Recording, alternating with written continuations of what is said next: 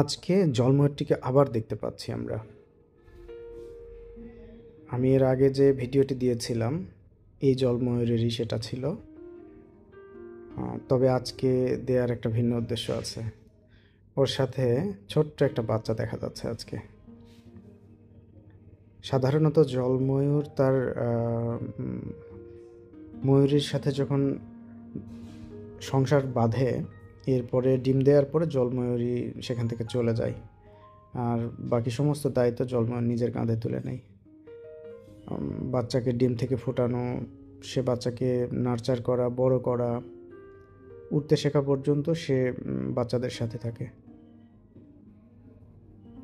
সাধারণত এরা 4টার মতো ডিম পারলেও এখানে একটা মাত্র বাচ্চা দেখা যাচ্ছে।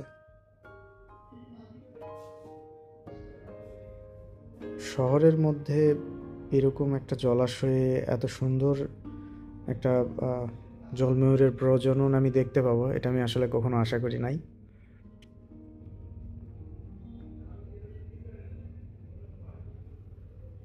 এটা চমৎকার একটা অনুভূতি। আসুন কথা না বাড়িয়ে দেখতে থাকি।